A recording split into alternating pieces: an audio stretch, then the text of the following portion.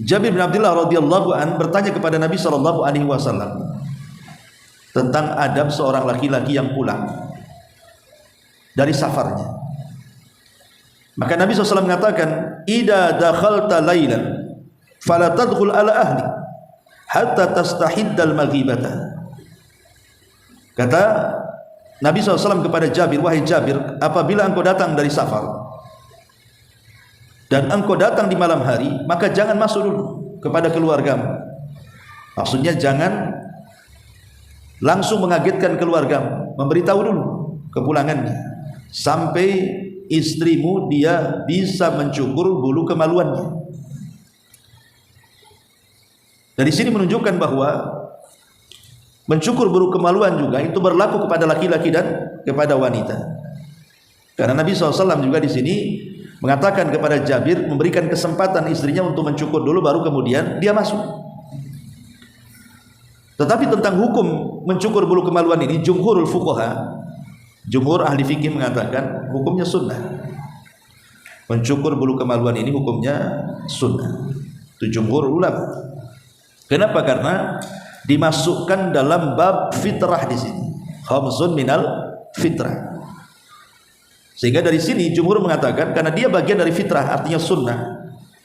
Berarti mencukur bulu kemaluan tidak sampai kepada wajib. Dan itu disebutkan oleh Imam Ibnu Qudamah di dalam kitabnya Al-Mughni bahwa al-istihdadu mustahabun li'annahu minal fitrah. Bahwa mencukur bulu kemaluan itu sunnah karena dia bagian daripada fitrah. Bismillahirrahmanirrahim.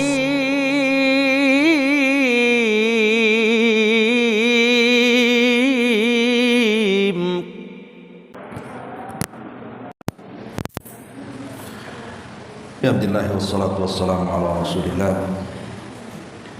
wa ala alihi wa sahbihi wa mawala wa la hawla wa la quwata illa billahi wa ba'd.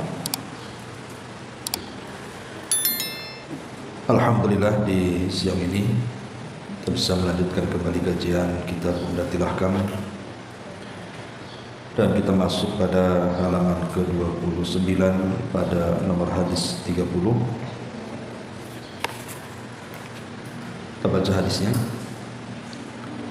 An Abi Hurairah radhiyallahu anhu qala,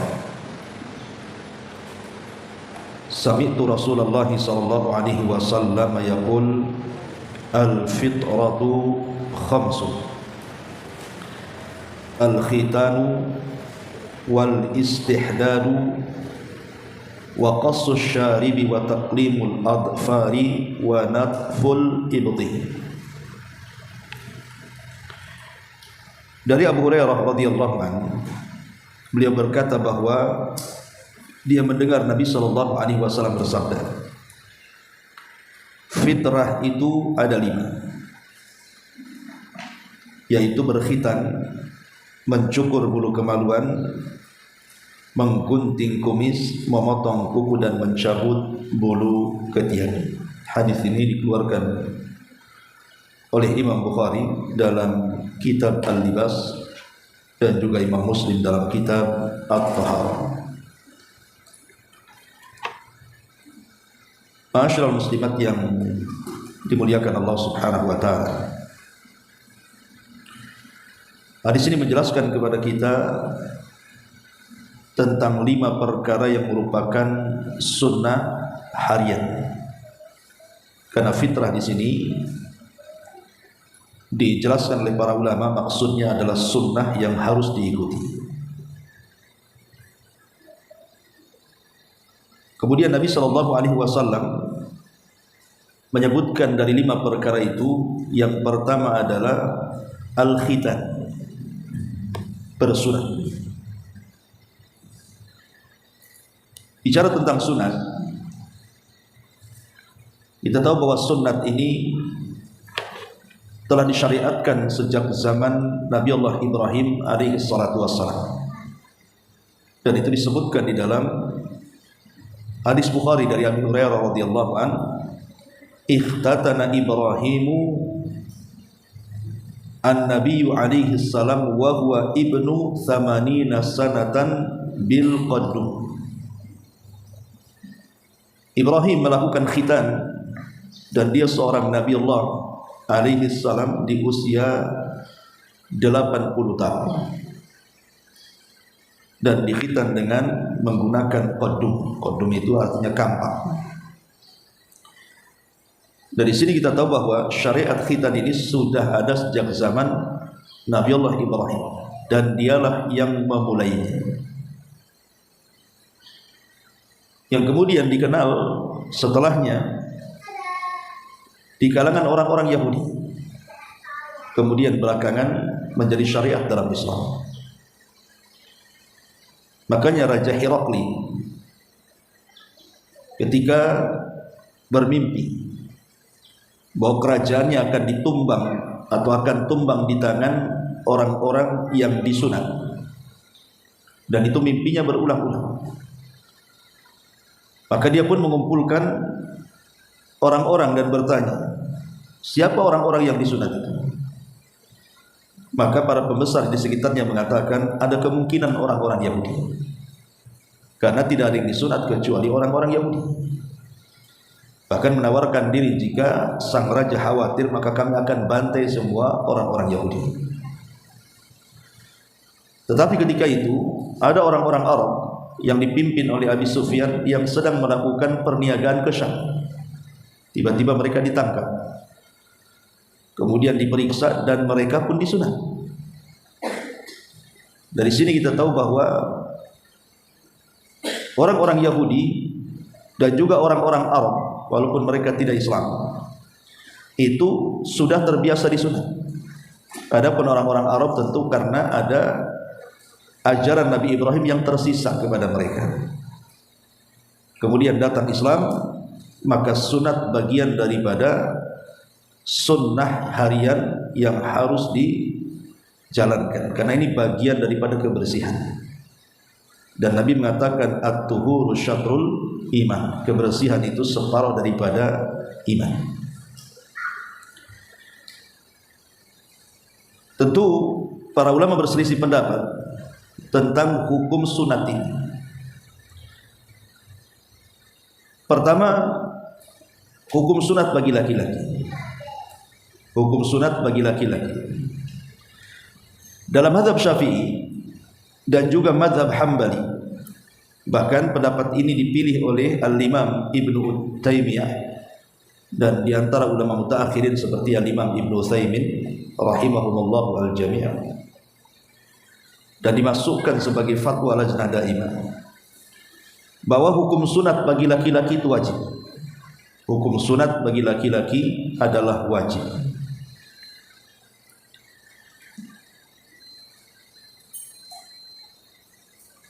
Dan juga dikuatkan pendapat wajibnya sunnat ini oleh Al-Imam Asy-Sya'bi, kemudian Imam Auza'i, bahkan ini pendapat Malik dan Syafi'i serta Ahmad. Bahkan Imam Malik agak keras dalam masalah ini. Jadi Imam Malik sangat keras terhadap orang yang tidak disunat, bahwa kesaksiannya ditolak dan tidak layak menjadi imam sholat.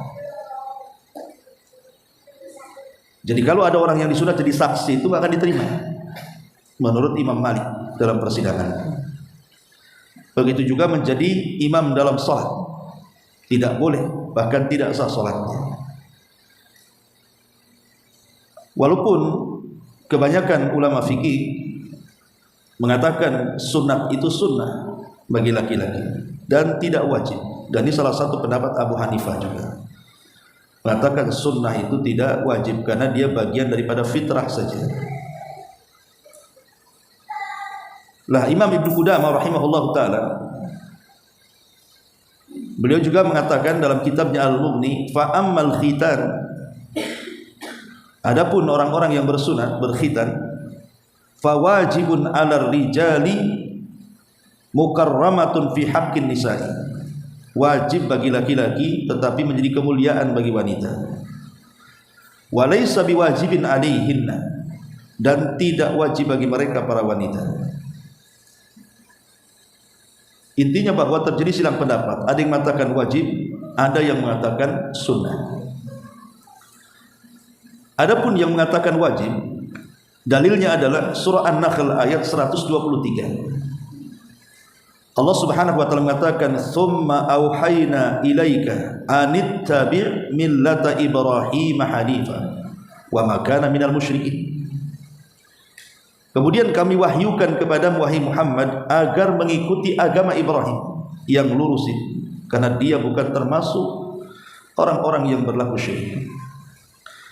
Di sini ada perintah agar kita mengikuti agama Ibrahim, dan di antara syariat Ibrahim adalah berkhitan. Makanya ayat ini secara umum memerintahkan kita untuk mengikuti ajaran Ibrahim. Dan di dalam ajaran Ibrahim itu ada khitan, karena dia orang yang pertama kali di khitan atau disunat.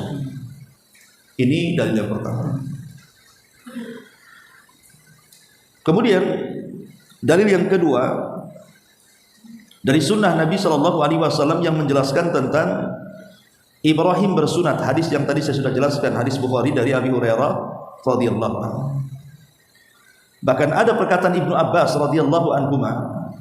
Beliau mengatakan, al-aqlafu la tajuzu sahadatu wa la tuqbalu lahu salatu wa la tuqalu lahu zabihatu. Al-aqlaf itu artinya laki-laki yang tidak sunat, tidak boleh jadikan saksi, tidak boleh, bahkan tidak diterima salatnya, dan tidak boleh dimakan sembelihannya. Ibnu Abbas radhiyallahu anhu sampai mengatakan, laki-laki yang belum disunat maka persaksiannya tidak dianggap, salatnya tidak diterima, dan sembelihannya tidak boleh dimakan. Menunjukkan bahwa sunat ini begitu penting dalam Islam bagi yang berpendapat wajib. Adapun yang berpendapat sunnah, karena hadis yang kita bahas ini dia bagian daripada fitrah, dan fitrah itu adalah sunnah, sehingga kemudian menganggap bahwa sunat itu hanya sunnah saja tapi tidak sampai kepada wajib. Tetapi pendapat yang kuat wallahu a'lam bahwa khitan atau sunat itu hukumnya wajib. Karena laki-laki yang tidak sunat, maka kulit yang tidak dipotong dalam kemaluannya akan menyimpan najis. Sehingga di antara syarat sah salat itu adalah bersih dari najis. Berarti kalau orang itu tidak sunat, berarti dia menerjang syarat sah salat. Dari sini kata para ulama bahwa orang yang tidak sunat itu yamna'u sihhatas salati, mencegah keabsahan salat. Kemudian juga khitan ini termasuk syiar, termasuk syiar-syiar Allah Subhanahu wa taala. Sehingga namanya syiar itu harus diketahui banyak orang, namanya syiar. Sebagaimana Allah mengatakan, wa man yu'azzim sya'airallah fa innaha min taqwal qulub. Siapa yang mengagungkan syiar-syiar Allah, maka itu menunjukkan ketakwaan. Karena khitan ini juga sebagai pembeda antara muslim dan kafir.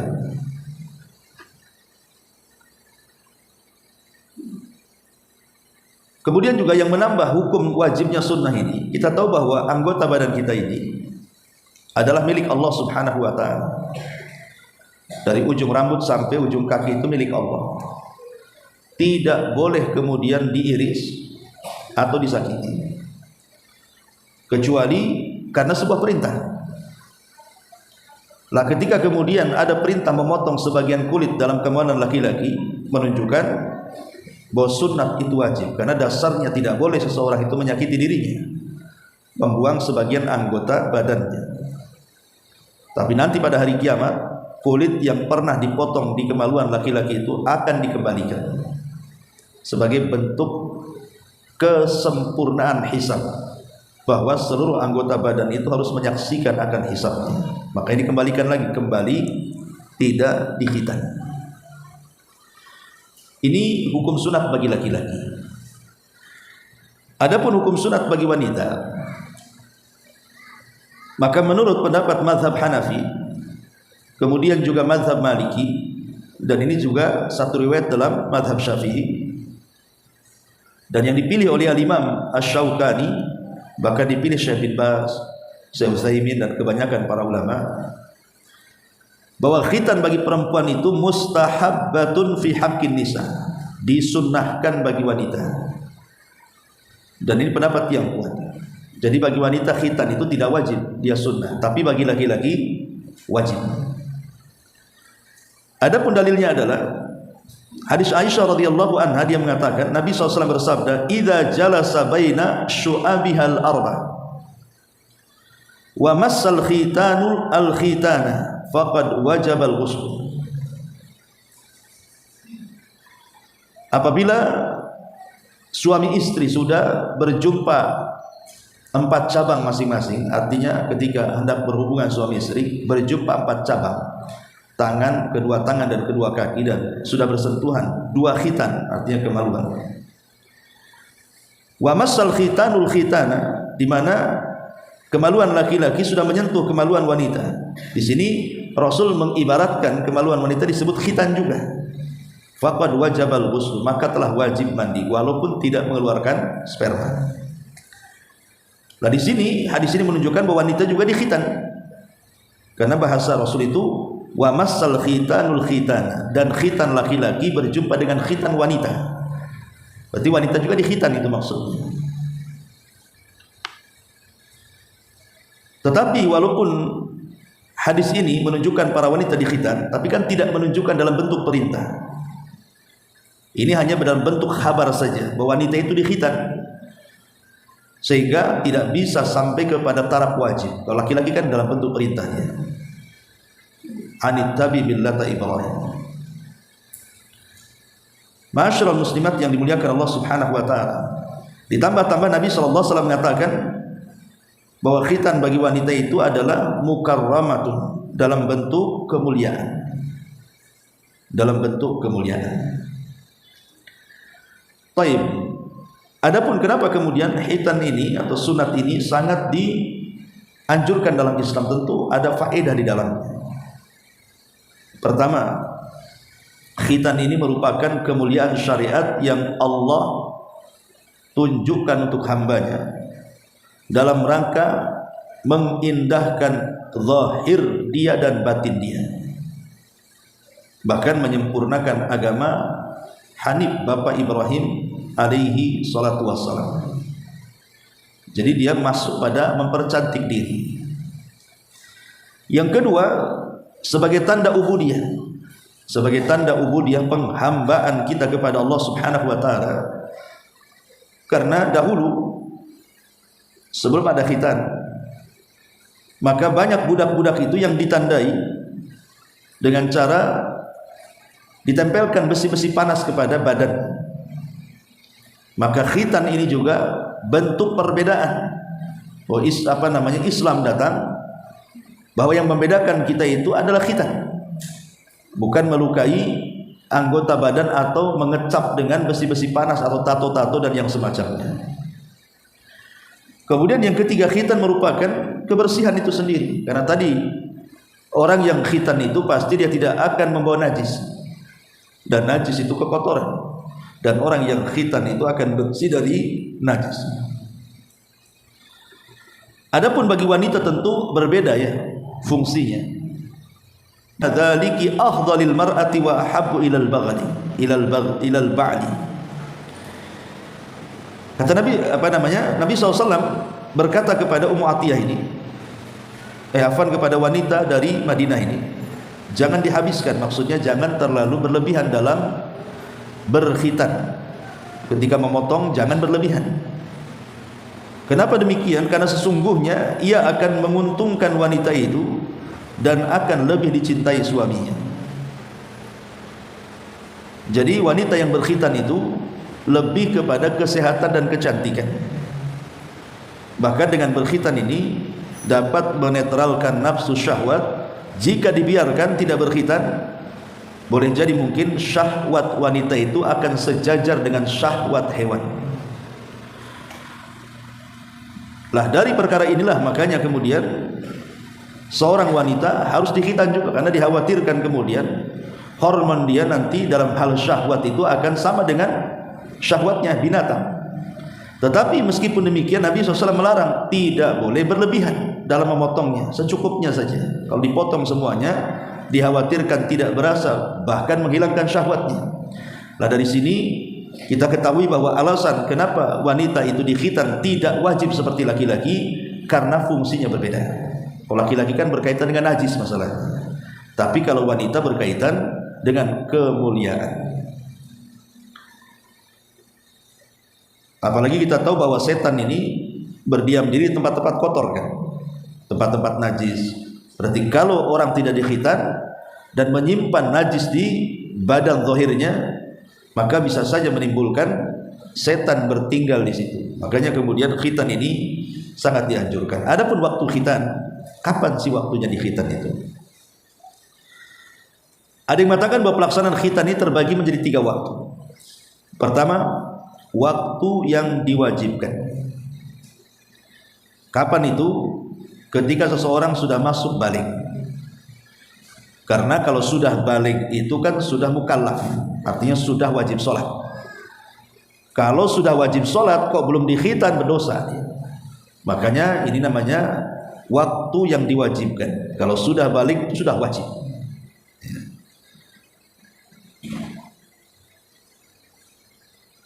Kemudian waktu yang kedua, waktu yang dianjurkan berkhitan. Waktu yang dianjurkan artinya tidak sampai wajib gitu maksudnya.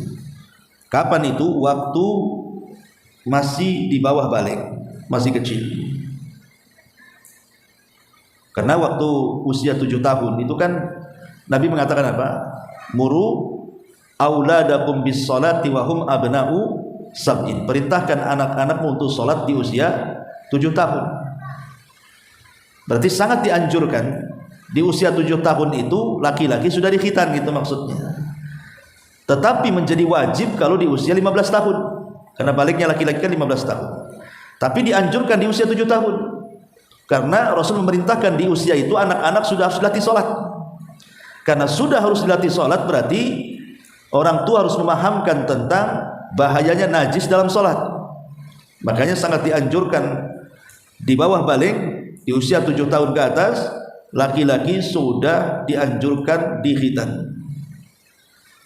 Kemudian yang ketiga, waktu yang dibolehkan, seperti namanya 7 hari setelah kelahiran, boleh langsung dikhitan, tapi tidak dianjurkan dan tidak diwajibkan, hanya boleh saja gitu ya.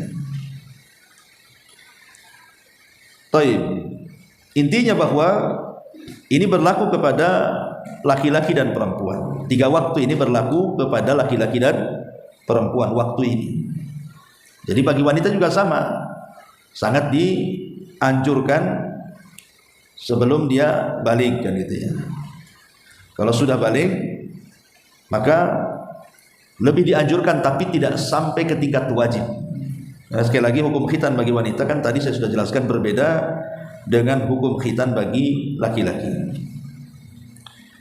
Ma'asyiral muslimat yang dimuliakan Allah Subhanahu wa taala. Ini yang pertama. Kemudian yang kedua, dalam hadis ini Nabi sallallahu alaihi wasallam mengatakan wal istihdad. Wal istihdad. Istihdad itu artinya mencukur bulu kemaluan. Adapun istihdad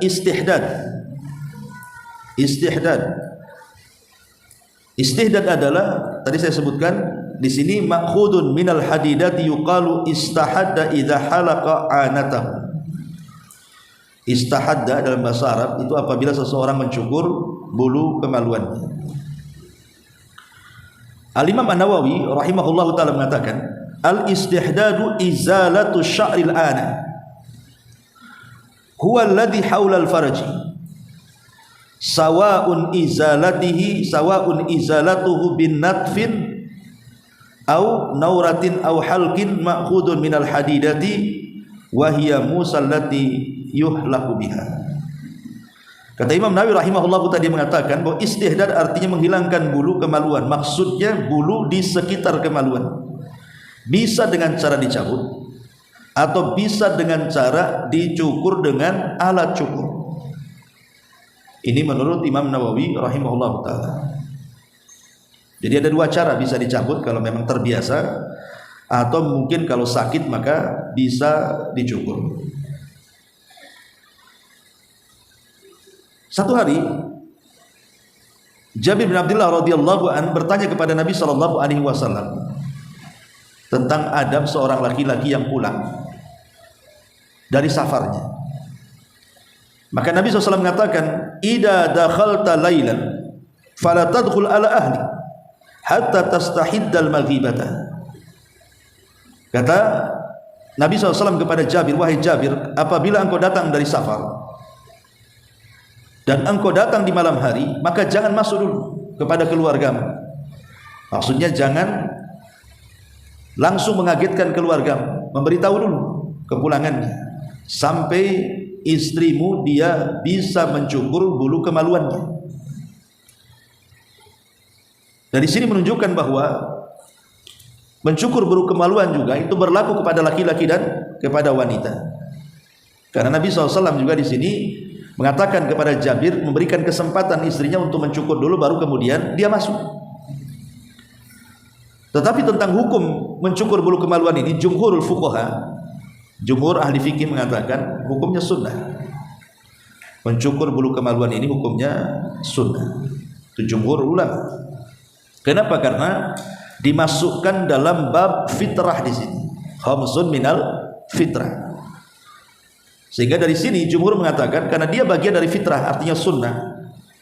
Berarti mencukur bulu kemaluan tidak sampai kepada wajib. Dan itu disebutkan oleh Imam Ibnu Qudamah di dalam kitabnya Al-Mughni bahwa al-istihdadu mustahabun li'annahu minal fitrah. Bahwa mencukur bulu kemaluan itu sunnah karena dia bagian daripada fitrah. Tetapi sebagian para ulama yang lain seperti yang dikatakan Ibnul Arabi, menggunakan alif lam, Ibnu Al-Arabi, bahwa mencukur bulu kemaluan itu wajib. Wajib, ya. Artinya tidak sampai kepada tingkat sunnah. Bahkan ada hadis dari Zaid bin Arqam radhiyallahu an, Nabi SAW mengatakan, "Man lam ya'khud min syaribihi falaysa minna." Barang siapa yang tidak memotong kumisnya bagi laki-laki, maka bukan umat.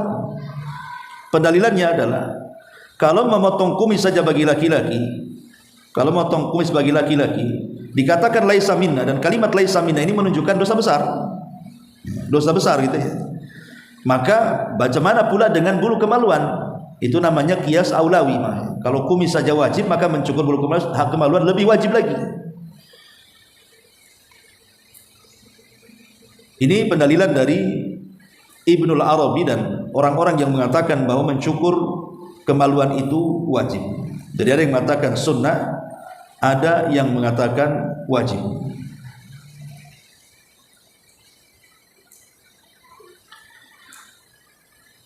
Tetapi yang di sini bahwa mencukur bulu kemaluan juga adalah tugas masing-masing. Jadi tidak bisa ditugaskan kepada orang lain kecuali kepada pasangan. Karena yang boleh melihat aurat besar itu kan pasangan saja. Boleh seorang suami memerintahkan istrinya untuk mencukur bulu kemaluannya atau sebaliknya. Tapi selain suami istri tidak boleh, karena tidak boleh seorang muslim melihat aurat besar muslim yang lainnya, atau seorang muslimah melihat aurat besar muslimah yang lainnya. Jangankan aurat besar, aurat kecil pun tidak boleh.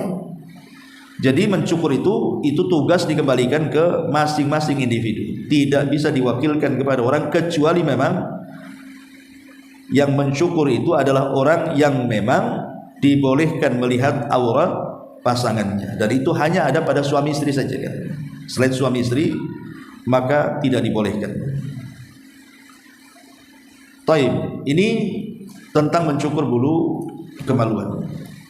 Kemudian Nabi SAW mengatakan wa qassu asyarib, wa qassu asyarib, dan mencukur kumis. Tentang mencukur kumis, tentu hukumnya sama juga dengan mencabut ketiak, bagian daripada fitrah. Karena kalau kita simpulkan, bulu-bulu dalam badan kita ini ada yang dianjurkan dipotong, ada yang tidak boleh dipotong, ada yang boleh dipotong. Ya, jadi bulu-bulu dari badan kita dari atas sampai ke bawah ini ada yang dianjurkan, bahkan wajib menurut sebagian ulama atau sunnah. Ada juga yang haram, tidak boleh dipotong, tapi ada juga yang dibolehkan, tapi tidak sampai kepada tingkat wajib ataupun sunnah gitu. Adapun bulu-bulu yang memang harus dihilangkan dan tidak boleh dibiarkan, ya seperti dalam hadis ini, tidak boleh membiarkan bulu ketiak sehingga memanjang, harus dipotong. Ya tentu hikmahnya sebagian ulama mengatakan supaya menghilangkan bau dari ketiak dan bisa menghaluskan. Minimalnya menghilangkan bau, itu tujuan utamanya menghilangkan bau, karena memang tempat-tempat yang dalam badan kita, lekukan-lekukan badan yang banyak mengeluarkan bau itu dari ketiak. Maka dengan mencukur atau menghilangkan bulunya bisa mengurangi, bahkan menghilangkan bau dari ketiak. Kemudian yang kedua, ya tadi mencukur bulu kemaluan itu dianjurkan. Termasuk juga di sini mencukur bulu kumis. Karena Nabi SAW memerintahkan qassu asyawarib, cukurlah bulu kumismu, maksudnya bagi laki-laki. Dan bagi wanita pun yang ada kelainan kan, kadang ada sebagian wanita itu cuma berkumis kan itu, walaupun tipis gitu. Maka kalau sudah menyerupai laki-laki harus dicukur. Ya, kalau sudah mungkin udah menebal gitu ya, sehingga akan menyerupai wajah laki-laki, cepat cukur supaya tidak disangka itu laki-laki. Kemudian juga rambut yang kedua boleh dihilangkan, boleh dibiarkan. Artinya ini boleh-boleh saja. Ini kalau yang tiga kan itu memang harus dihilangkan ya, kumis, bulu kemaluan ataupun bulu ketiak ya. Tapi ada bulu itu ya bisa dihilangkan, bisa tidak. Seperti contohnya rambut kepala. Rambut kepala, Nabi SAW mengatakan, man kana lahu sya'run falyukrimhu. Barang siapa yang memiliki rambut, hendaklah dia memuliakan.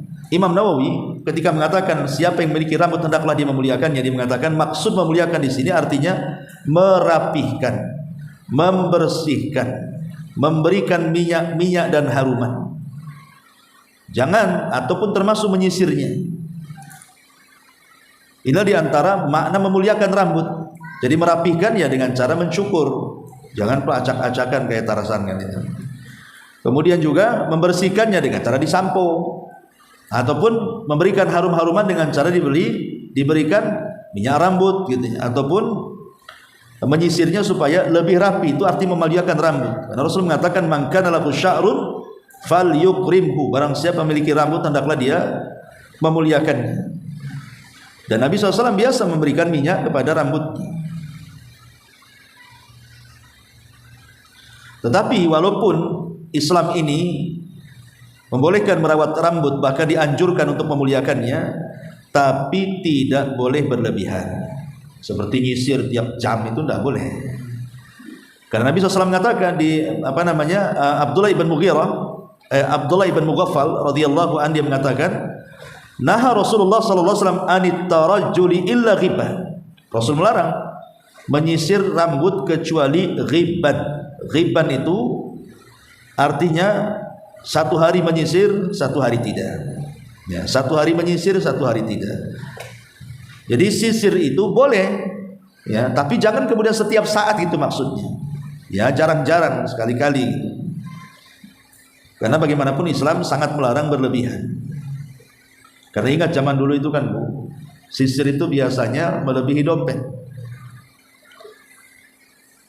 Kalau zaman orang-orang jadul, kalau keluar gak bawa sisir, kalau bapak-bapak tanyalah bapak-bapak yang tua-tua tuh, ya, itu kalau lupa bawa sisir balik dia. Zaman sekarang ini lupa tinggal handphone, Itu cari handphone gitu ya. Nah, kalau bapak-bapak zaman dulu kalau keluar lupa, nggak ada sisir di belakang, balik dicari dia.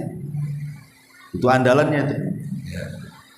Intinya bahwa tidak boleh berlebihan di dalam mengurus rambut juga. Nah, rambut kepala ini boleh dicukur dengan syarat memotong semua bagiannya. Ibu bilang sama bapak boleh mencukur, tapi jangan sampai sebagian dicukur, sebagian ditinggalkan. Itu namanya qaza. Nabi SAW mengatakan ihliku kullahu awitruku kullahu, cukurlah semuanya atau biarkan semuanya. Karena Nabi SAW disebutkan dalam hadis Abdullah bin Umar itu, naha Rasulullah SAW anil qaza'i, Rasul melarang dari qaza. Imam Ibnul Qayyim maksudnya qaza itu mencukur sebagian dan membiarkan sebagian. Karena ada orang tuh yang tipis sekali sininya ya, tapi tengahnya penuh gitu ya, atau cuma dicodet-codet sininya tapi sebagiannya tidak. Maka tidak boleh cukur semuanya, harus kena semua rambut itu. Jangan dibiarkan separoh kemudian dibiarkan dicukur separohnya. Termasuk juga kita lihat ya, kalau anak-anak akikah ada sebagian mencukur rambut anak itu hanya syarat saja, ya kan, diambilnya sedikit dicukur, itu kan qaza. Kalau habis akikah dikucur gundul aja kan begitu, atau dipendekkan. Yang penting karena semua, jangan simbol saja main cukur sedikit gitu. Karena Nabi SAW mengatakan cukur semua atau tinggalkan semuanya. Itu bagian daripada qaza. Adapun soal ibu-ibu yang mencukur rambut atau yang datang ke salon, maka Nabi SAW dalam hadis Ali bin Abi Thalib radhiyallahu an, naha Rasulullah SAW an tahlik al-mar'atu ra'saha. Rasul SAW melarang wanita untuk mencukur rambutnya. Bahkan dari Abdullah bin Umar radhiyallahu anhu dia berkata, laisa 'alan nisa halqun, innama 'alan nisa at-taqsiru. Kata Ibnu Umar, tidak boleh bagi wanita mencukur rambutnya. Wanita itu hanya boleh memotong atau memendekkannya saja. Jadi bukan dicukur kayak laki-laki, nggak gitu. Perempuan itu cukur dipotong saja, bukan dicukur. Kalau dicukur kan diambil semuanya. Ya, tetapi kalau dipotong kan cuma bagian yang di bawahnya saja, itu maksudnya. Tetapi walaupun demikian, kalimat memendekkan di sini, kata Syekh Utsaimin rahimahullahu taala, tidak boleh sampai menyerupai laki-laki.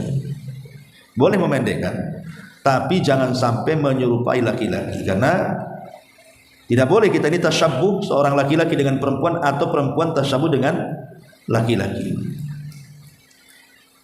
Ini rambut yang dibolehkan untuk dipotong ataupun dibiarkan. Adapun yang dilarang ya seperti memangkas janggut dan yang lainnya. Intinya bahwa inilah rambut-rambut dalam badan kita, mana yang harus dipotong, mana yang harus dibiarkan, mana yang dibolehkan dipotong ataupun dibiarkan. Wa qassus syaribi, dan memotong kumis. Jadi memotong kumis di sini boleh juga ya menghabiskan, boleh juga dengan cara merapihkan. Boleh juga menghabiskan ataupun merapihkan. Tetapi zaman dulu orang-orang Yahudi, mereka berbangga dengan kumis-kumis mereka. Maka ketika kemudian ada orang Islam yang justru lebih cinta dengan kumis dan dia memotong janggutnya, berarti tasyabbuh dengan orang Yahudi. Kan banyak tuh, ya. Ada laki-laki itu yang kumisnya kayak Pak Raden gitu ya, tapi dicukur pula janggut dia kan. Maka harusnya dibalik. Ya, itulah untuk membedakan kita dengan orang kafir. Maka bilang sama suami, panjangkan janggutnya, cukur kumisnya. Itu perintah Nabi dalam rangka menyelisihi orang-orang kafir. Baik. Kemudian taklim al-adfar. Taklim al-adfar, memotong kuku. Memotong kuku ini perselisihannya itu sama dengan perselisihan ketika kita bicara tentang mencukur kemaluan. Ada yang mengatakan wajib, ada yang mengatakan sunnah. Tapi Imam Ibnu Daqiq Al-Id rahimahullahu taala dia mengatakan tentang tujuan daripada seseorang itu disyariatkan untuk memotong kuku. Yang pertama, memotong kuku itu tahsinul hayati waz zina wa izalatul qaba'ih min tulil adfar. Jadi tujuan pertama adalah untuk mempercantik bentuk, dan itu bagian daripada perhiasan seseorang, bahkan menghilangkan sesuatu yang buruk apabila dibiarkan memanjang dari kuku-kukunya. Ini yang pertama, makna memotong kuku itu, ini faedahnya. Yang kedua, annahu aqrab ila tahsinit taharati syar'iyyah ala akmalil wujud. Bahwa memotong kuku itu lebih dekat untuk mendapatkan kesucian secara syar'i, secara sempurna. Karena terkadang kalau orang tidak memotong kuku itu, banyak kotoran-kotoran yang menyelip di bagian kuku-kuku itu, dan terkadang agak sulit untuk dihilangkan apabila terlampau panjang, karena kuku itu tidak ada yang lurus. Apabila panjang pasti dia akan bengkok, ya, dan akan mempersulit. Bahkan ada tuh di barat tuh ya, yang berapa puluh tahun kukunya nggak dipotong itu sampai nyangsar ke tembok gitu ya, lebih panjang kukunya daripada rambutnya, sampai kesulitan makan juga kan. Nah, itu bangga pula kan gitu. Kita kenal dulu kalau kukunya panjang itu biasanya diperankan penyihir biasanya. Ibu kalau kukunya panjang itu ya kayak tukang sihir jadinya. Jadi ini diantara faedahnya. Jadi untuk memperbagus bentuk dan menghilangkan bentuk jelek gitu ya, karena kalau panjang kukunya itu ya tidak bagus. Yang kedua, lebih daripada itu untuk menyempurnakan tohal. Adapun disunahkannya memotong kuku ini, adakah hari-hari tertentu? Kila dikatakan yustahabbu kulla yaumil jum'ati, disunnahkan memotong kuku itu setiap Jumat, artinya seminggu sekali. Seminggu sekali setiap Jumat sunnah hukumnya dipotong. Dan ini pendapat mazhab Hanafi, mazhab Maliki, mazhab Hambali. Tetapi Hanafiyah walaupun sama-sama menyunahkan di hari Jumat, beliau mensyaratkan dilakukan setelah sholat Jumat. Tetapi mazhab Hambali justru terbalik. Maksudnya bukan setelah Jumat, qabla zawal, sebelum daripada Jumat. Jadi mazhab Hanafi sama-sama sunnah dengan mazhab Hambali. Bedanya Hanafi mengatakan dilakukan setelah Jumat, Hambali dikatakan sebelum Jumat, itu saja. Tapi sepakat sunnah di hari Jumat dalam mazhab Hanafiyah, Malikiyah dan Hanabilah. Tapi ada juga yang mengatakan sebagian mazhab Hambali, bukan setiap Jumat tetapi setiap Khamis, setiap hari Kamis. Setiap hari Kamis. Tapi ada juga dalam pendapat yang lain, maksudnya yukhayyar, dipilih, bisa hari Jumat, bisa hari Kamis, atau bisa di hari-hari yang lain, yang jelas pekan sekali. Kemudian Imam Nawawi memberikan catatan, inna tauqita fi taqlimil adfari mu'tabarun bituliha famata talat qallamaha wa yakhtalifu dzalika bi ikhtilafil ashasi wal ahwal. Tetapi Imam Nawawi justru dia mengatakan bahwa pemberian waktu untuk mencukur kuku, memotong kuku itu kembali kepada panjang dan tidaknya kuku. Ketika kukunya panjang, potong, itu maksudnya. Ya, dan itu terlihat sesuai dengan perbedaan orang. Kadang ada orang yang cepat pertumbuhan kukunya, berarti cepat pula dipotong. Ada yang lambat pertumbuhannya, ya lambat pula dipotongnya. Nah, kata Imam An-Nawawi rahimahullah ta'ala seperti ini. Tapi kalau kita ada sebagian asar dari salaf, seperti Sufyan Ats-Tsauri rahimahullah ta'ala, beliau kalau memotong kuku itu hari Kamis. Ketika ditanya, kenapa kau potong kuku hari Kamis wahai Sufyan? Maka Sufyan Ats-Tsauri mengatakan, karena besok Jumat saya harus bersih. Jadi kenapa itu alasannya hari Kamis. Tapi ini kan hanya ijtihad para ulama, ya, tidak ada dalil tentang hari-hari. Intinya kata Imam Nawawi, kalau udah panjang potong, gitu saja, ya. Baik, kemudian yang terakhir di sini wa natful ibti, mencabut bulu ketiak. Mencabut bulu ketiak ini termasuk daripada fitrah. Dan ada yang mengatakan bahwa sebaiknya tidak dibiarkan bulu ketiak ini melebat lebih daripada 40 hari. Lebih daripada 40 hari. Artinya 40 hari ke bawah itu sudah harus dicabut atau dicukur. Berdasarkan riwayat Anas bin Malik radhiyallahu an, waqata lana fi qassi syaribi wa taqlimil adfari wa natfil ibti wa halqil anati alla natruk akthar min 40 lailatan. Kami diberikan batasan oleh Rasulullah untuk mencukur kumis, memotong kuku, mencabut bulu ketiak, mencukur bulu kemaluan, tidak dibiarkan lebih daripada 40 hari. Berarti batasan mencukur bulu ketiak menurut Anas bin Malik radhiyallahu an mengambilkan fatwa dari Nabi, maka tidak boleh lebih dari 40 hari. Adapun hikmahnya tentang mengapa harus dicabut, bukan dicukur saja. Tapi ada orang yang memang dicabut karena sudah terbiasa, nggak sakit.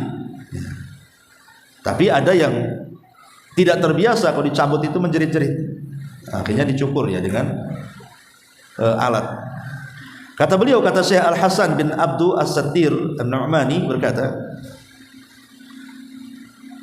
Inna Rabbana subhanahu wa ta'ala ma wada'a lana tashri' illa bihikamihi. Sesungguhnya Rabb kita subhanahu wa ta'ala tidaklah mensyariatkan kecuali ada hikmah-hikmah di dalamnya. Maksudnya dalam mencabut bulu ketiak. Ya, saya terjemahkan saja. Sebagaimana pemahaman para ulama adalah mencabutnya bermanfaat sesuai dengan keadaan di ketiak tersebut. Karena menjadikan ketiak bisa lembut, bisa terjaga, bahkan bisa mencabut akar rambut dari asalnya dan mencegah dari bau yang tidak enak, yang tidak sedap yang keluar dari ketiak. Jika dicukur maka bisa menambah lebatnya bulu ketiak. Makanya sebisa mungkin dicabut, bukan dicukur. Karena dicukur biasanya kan akan tumbuh lebih lebat lagi. Jadi yang tadinya daerah yang tidak tumbuh gara-gara dicukur akhirnya makin banyak pula, makin lebat. Kalau dicabut maka di situ-situ saja gitu maksudnya. Jika dicukur maka bisa menambah lebatnya bulu ketiak, membuat kulit menjadi tebal dan kaku, serta bisa menjadi tempat timbulnya baut yang tidak enak. Oleh karena itu yang lebih afdal adalah mencabut. Akan tetapi memang sebagian orang terasa berat karena boleh jadi mungkin sakit ketika dicabut. Kemudian kata beliau, tentunya ketika mencabut bulu ketiak harus memperhatikan tentang kebersihan alat. Lebih baik dilakukan setelah mandi, itu lebih sehat karena terkadang ada beberapa hal yang bisa menimbulkan penyakit, sehingga lakukanlah setelah mandi. Ini perkataan Syekh Hasan bin Abdul As-Sittir An-Nu'mani. Kemudian Imam Ibnu Qudamah rahimahullah ta'ala mengatakan wa natful ibti sunnatun, mencabut bulu ketiak adalah sunnah, li'annahu minal fitrati, karena dia bagian daripada fitrah dan meninggalkannya adalah kurang bagus. Jika dihilangkan dengan mencukur atau dengan tawas nurah, maka boleh, sedangkan mencabutnya lebih afdal karena mencocoki hadis, karena perintahnya mencabut bukan mencukur. Natf itu artinya mencabut. Jadi kalau dia mencabut maka sangat mencocoki hadis, gitu maksudnya. Kemudian qala al-Harb, berkata Harb, qultu li Ishaq, aku katakan kepada Ishaq ibn Rahawai, natful ibti ilaika, mencabut rambut ketiak lebih engkau sukai ataukah menghilangkan dengan obat perontok, dengan tawas dan yang semacamnya? Qala, maka Imam Ishaq ibn Rahawai mengatakan mencabutnya itu lebih utama jika seseorang punya kemampuan, maksudnya tidak sakit gitu ya. Tapi dibolehkan juga seandainya ada obat-obatan yang bisa merontokkan dan cepat. Kan sekarang kan banyak alat-alat tuh, kayak tempel langsung dicabut kena semuanya kan, macam-macam alat-alat itu. Atau diberikan obat supaya tidak tumbuh lagi, maka tidak ada masalah. Tetapi kalau seandainya dicabut, maka itu mencocoki sunnah, karena setiap ibu mencabut bulu ketiak dalam waktu di bawah 40 hari, berarti setiap itu ibu dapat pahala kan. Tapi kalau mau menggunakan obat supaya tidak tumbuh lagi, ya selesailah itu sunnahnya, sekali saja waktu meleskan obat kan. Jadi ibu nggak ada kegiatan akhirnya selama 40 hari itu. Jadi nggak ada kegiatan sunnah ya. Jadi ini juga diantara khamsun minal fitrah. 5 perkara bagian dari fitrah. Wallahu alam. Baik, sampai di sini kita tutup. Sebelum saya tutup silakan kalau ada yang bertanya.